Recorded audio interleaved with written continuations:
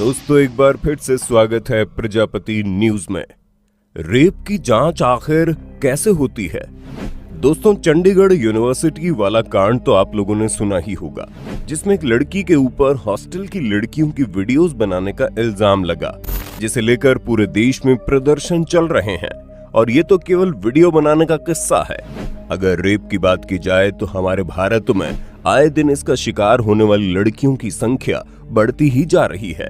पर सबसे ज्यादा बदकिस्मती की बात तो ये है कि रेप का शिकार होने वाली पीड़ित लड़कियों को न केवल जानवरों की हवस का शिकार बनना पड़ता है, बल्कि उसके बाद उनके साथ जो होता है वो और भी ज्यादा दर्दनाक है। और आज की इस वीडियो में हम इन सारी चीजों के बारे में जानेंगे कि किस तरह रेप के बाद लड़कियों की जांच की जाती है, जिसे सुनकर आप पूरी तरह से दंग रह जाएंगे।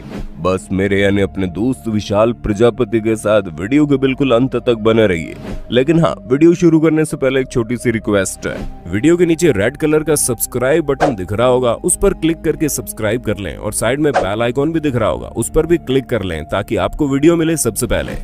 दोस्तों, इस पूरे प्रोसेस के बारे में हम आपको एक उदाहरण देकर बताएंगे, जहां बलात्कार के 2 दिन बाद पीड़िता को सरकारी अस्पताल में सफेद रंग की चादर के ऊपर लिटा दिया जाता है, जिस दौरान उसके दिमाग में सिर्फ और सिर्फ एक ही ख्याल आता है कि आखिर मैंने ऐसा क्या किया है कि मुझे इस तरह की जिल्लत झेलनी पड़ रही है। पीड़िता अपनी जिंदगी के हर एक पल को कोसती है कि आखिर मेरे साथ ही ऐसा क्यों हुआ।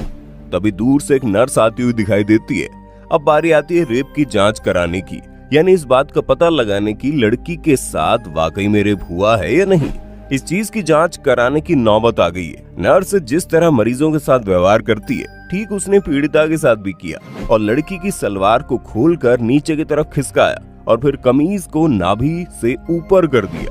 वहीं दूसरी तरफ से पुरुष डॉक्टर भी आ गए। उन्होंने लड़की की जांघों के पास हाथ लगाकर जांच शुरू की, जिसके बाद लड़की ने एकदम से अपने शरीर को खड़ा कर लिया। लड़की दर्द और शर्म के मारे पहले ही मरी जा रही थी। तभी दस्ताने पहने हुए हाथों की 2 उंगलियां उसके प्राइवेट पार्ट के अंदर घुस गई। यानी डॉक्टर ने सैंपल लेने के लिए लड़की के प्राइवेट पार्ट में 2 उंगली घुसा दी। लड़की दर्द से कराह उठी। उस दौरान लड़की को ऐसा महसूस हो रहा था कि जांच के नाम पर एक बार उसके साथ फिर से बलात्कार किया जा रहा है। भारत में बलात्कार की शिकार होने वाली महिला को एक नहीं बल्कि 2-2 बार तकलीफ झेलनी पड़ती है। पहली बार तब तकलीफ होती है जब उसका बलात्कार होता है, और दूसरी बार हमारी व्यवस्था उसे परेशान करके रख देती है। दूसरी तरफ डॉक्टर जांच की स्लाइड ऊपर उंगली साफ करके उसे अकेला छोड़कर वहां से चलते बने। उन्होंने जांच से पहले ना तो लड़की से अनुमति ली और ना ही उसे ये बताया गया कि डॉक्टर ने उसके साथ क्या किया और क्यों किया।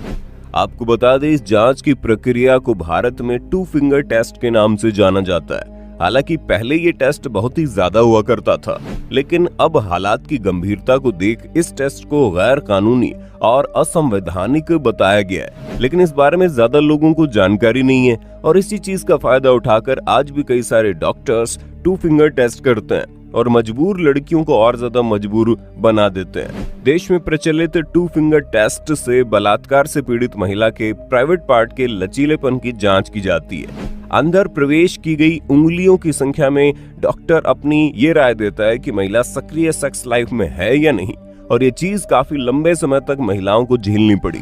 लेकिन भारत में वैसा कोई भी कानून नहीं है जो डॉक्टरों को ऐसा करने के लिए कहता हो। भारत के अंदर रहकर 2 फिंगर टेस्ट पर चर्चा होती रही है, लेकिन दोस्तों ये सब एक तरह की मानसिक प्रताड़ना जैसा है जो रेप पीड़िता को अस्पताल पहुंचाने पर दिया जाता है। बीते दिनों बिहार में ऐसा ही मामला देखने को मिला, जहां एक रेप पीड़िता के साथ ये टेस्ट 1 या 2 बार नहीं बल्कि 5 बार किया गया। इसके अलावा भी देश में इस तरह की खबरें लगातार आती रहती हैं, जो इस बात को साबित करती हैं कि हमारे देश की व्यवस्था कितनी ज्यादा गलत है। जहां पहली बात तो लोगों को ये पता ही नहीं है कि उनका हक क्या है और क्या नहीं, और दूसरी तरफ लोगों की इसी नादानी और नासमझी का फायदा उठाकर लोगों की जान बचाने की कस्में खाने वाले डॉक्टर उन्हीं की जिंदगी के साथ खिलवाड़ कर रहे हैं। और उन सब का खामियाजा उस पीड़िता को झेलना पड़ता है, जो ऑलरेडी बहुत कुछ झेल चुकी होती है, लेकिन फिर भी उसे इन सारी चीजों से जूझना ही पड़ता है। आपको बता दें 1997 में एक कानून बनाया गया था जो सिर्फ महिला डॉक्टर ही रेप पीड़िता की जांच करने का था, लेकिन महिला डॉक्टर्स की कमी होने के चलते ये कानून ज्यादा दिनों तक चल नहीं पाया और फिर साल 2005 में एक में संशोधन किया गया जिसमें कहा गया कि पुरुष डॉक्टर भी रेप पीड़िता की जांच कर सकते हैं, लेकिन इस कानून में रेप पीड़िता की सहमति लेना डॉक्टरों के लिए आवश्यक है।